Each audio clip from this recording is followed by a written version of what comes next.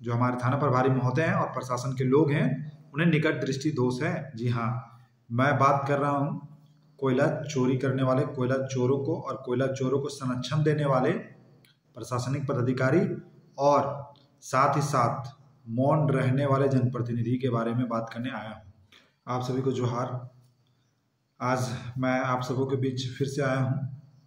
आज एक ऐसे गोरख धंधे के बारे में बात करने आया हूँ जो मैंने पहले भी सभी के बीच में रखा है कि किस प्रकार से हमारे यहाँ जो काले कारनामे करने वाले लोग हैं उन लोगों के काले कारनामे को बचाने वाले लोग किस तरीके से काम करते हैं। जी हाँ, मैं बात कर रहा हूँ कोयला चोरी करने वाले, कोयला चोरों को और कोयला चोरों को संरक्षण देने वाले प्रशासनिक पदाधिकारी और साथ ही साथ मौन रहने वाले जनप्रतिनिधि के बारे में बात करने आया हूँ। अब आप इस चीज़ को समझ रहे होंगे कि मैं क्या कहना चाह रहा हूँ। मैं इसे विस्तार से आप सबों के बीच रखना चाहता हूँ। आप लोगों को पता होगा कि कल यानी कि 29 तारीख को सुबह एक पिकअप गाड़ी नावाडीह प्रखंड अंतर्गत, जो थाना भी नावाडीह ही पड़ता है, उस जो फुसरो डुमरी मुख्य सड़क है, उस सड़क में एक जगह जो है नावाडीह के क्षेत्र में आता है, कोदवाड़ी नाम है।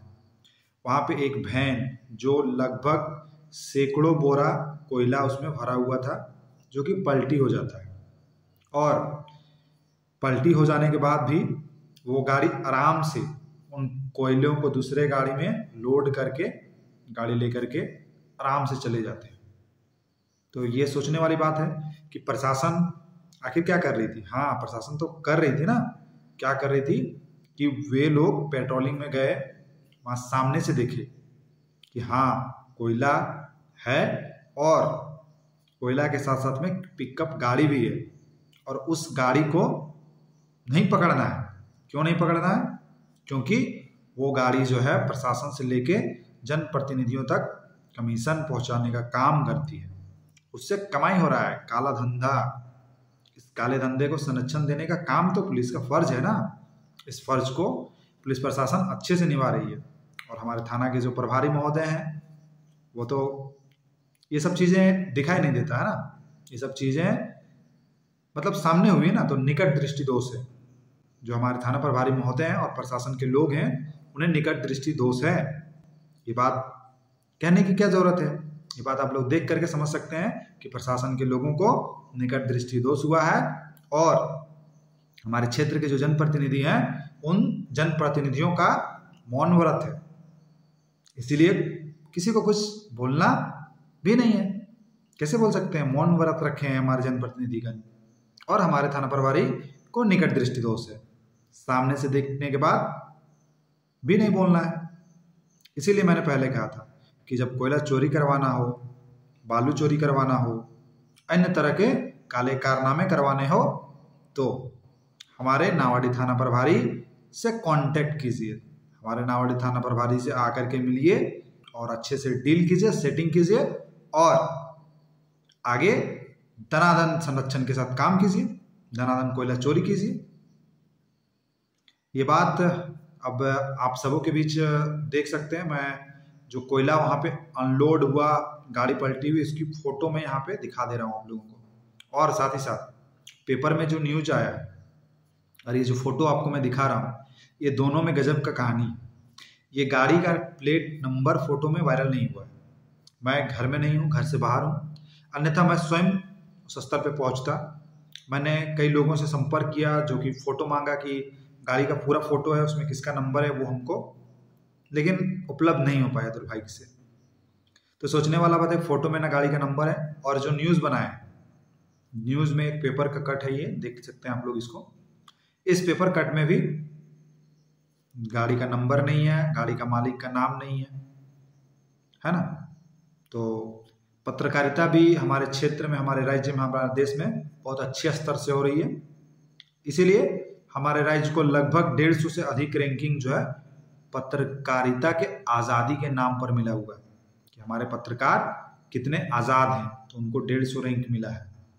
कितना अच्छा बात है ना।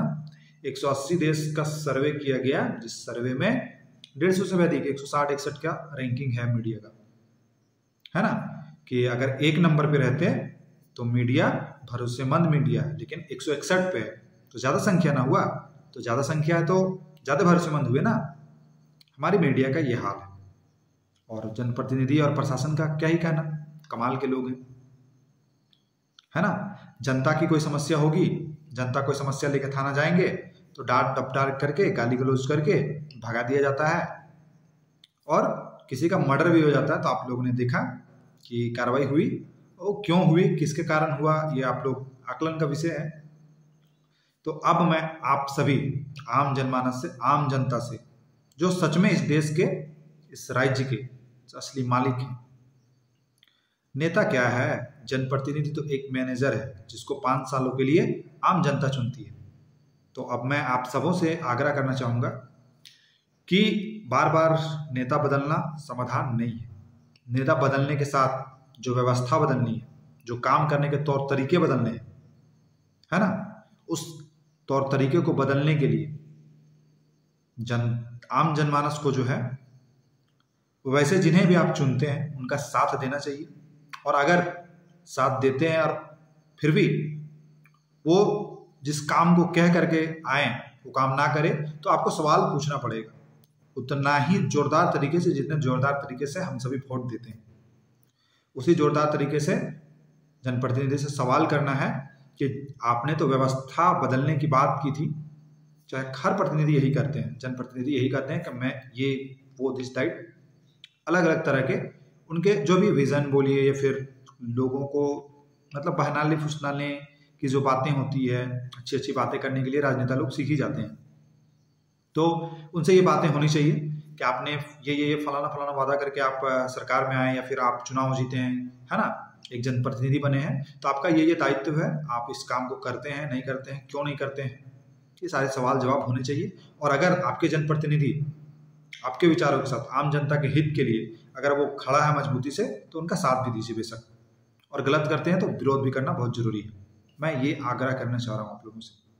और इस संदर्भ में, कोयला के संदर्भ में मैं आप बात थोड़ा विस्तार से करना चाहता हूँ कि कोयला जहाँ से निकाला जा रहा है, वो कोयला जिस जगह से निकाला जा रहा है वो जगह इस राज्य के मूलवासी का है, रैयतों का है।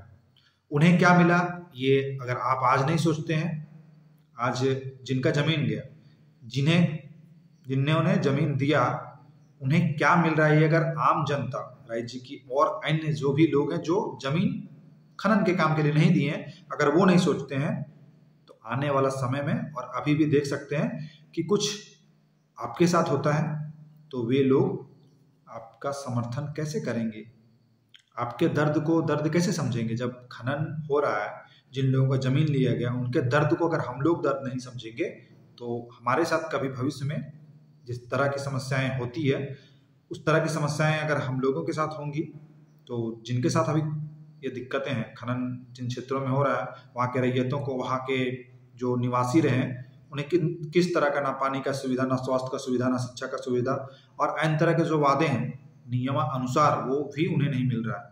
तो हमें उनके लिए भी बोलना पड़ेगा, बहुत मतलब जिम्मेदारी के साथ बोलना पड़ेगा, और इसे मुद्दा बना करके, इसे मुद्दा मान करके राजनीति में वोट करना पड़ेगा।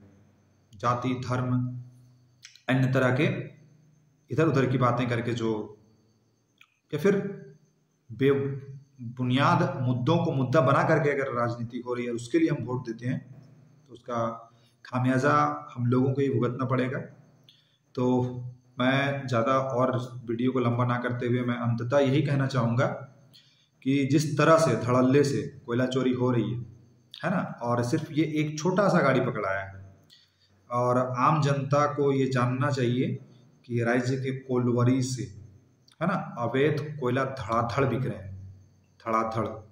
अगर उन कोयलों को रोक लिया जाए और नियमित ढंग से कोयलों को बिक्री की जाए, एक अच्छा सा नियम बनाया जाए, जिससे आम जनता तक और जो रोज़मर्रा की जिंदगी में जो कोयले का उपयोग होता है दैनिक जीवन में, उसको एक वाजिब व्यवस्था बनाया जाए कि उस व्यवस्था के थ्रू, उस व्यवस्था के रास्ते लोगों को कोयला मिले, तो सरकार को खजाना में भी पैसा जाएगा और वो जनता पे खर्च होने का काम होगा। अन्यथा जो कुछ लोग मतलब है उस प्रवृत्ति के लोग, आप उसे जो भी बोले, कोयला माफिया बोलते हैं, गुंडा बोलते हैं, बदमाश बोलते हैं, है ना, या फिर सब लोग कर रहे हैं तो और लोग भी उस काम को कर रहे हैं। तो आप जिस भी नज़रिए से देखते हैं, नज़रिया हम लोगों को थोड़ा बदलना होगा। और कोयला चोरी धड़ाधड़ चल रहा है, प्रशासन मौन है। पेट्रोलिंग में नावड़ी थाना के लोग जाते हैं, गाड़ी देखते हैं और फिर रिटर्न आ जाते हैं, है ना। ना न्यूज़ में ना कोई जनप्रतिनिधि बोल रहे हैं। इस बात पे ध्यान दीजिएगा। और मेरी कही गई बातों का असर लंबे समय तक होता रहेगा, क्योंकि ना समझौता होना है, ना खरीद बिक्री का कोई मामला हो सकता है। तो इसलिए थोड़ा सा आप सबों से मेरा आग्रह है कि भरोसे को थोड़ा सा मजबूत होने के साथ साथ आपके साथ की भी ज़रूरत वैसे लोगों को है जो एक सही दिशा दिखाने और सही दिशा में चलने की कोशिश कर रहे हैं। क्योंकि सही दिशा में चलने वाले लोगों के साथ इतनी दिक्कतें हैं, इतनी समस्याएं हैं कि एक हार्ड मास वाले जो लोग हैं ना, उनके लिए बस की बात नहीं है। और अगर बस की बात होती है तो बहुत मुश्किल होती है, लेकिन नामुमकिन तो नहीं है, लेकिन मुश्किल है। और इस मुश्किल में आपको ऐसी प्रकरण करने वाले लोगों के साथ साथ में खड़ा होना चाहिए।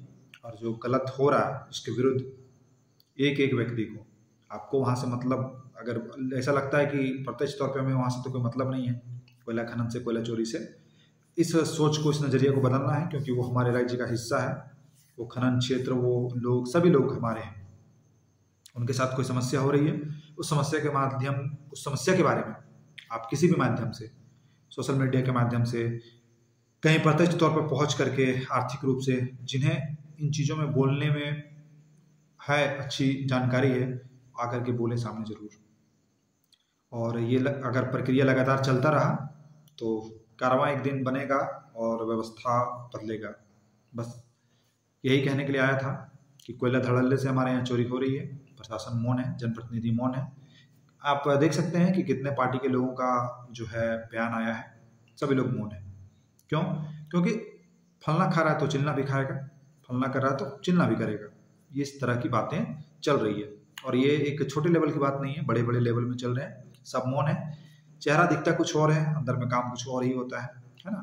तो आप इन चीज़ों को अगर प्रत्यक्ष तौर पे देख पाते हैं तो प्रत्यक्ष तौर पे पूछ दीजिए बाजार में, जब आपके जनप्रतिनिधि आपके बीच होंगे तो बेशक, और पूछिए। जवाब बेशक गोल मटोल मिलता है, कोई बात नहीं, पूछते रहिए और जो आपके पास तथ्य हैं उजागर करते रहिए कि हाँ, मतलब ये गलत है, आप जो बोल रहे हैं वो नहीं कर रहे, चाहे कोई भी हो, है ना। आज बस इतना ही। जय हिंद, जय झारखंड, जोहार झारखंड।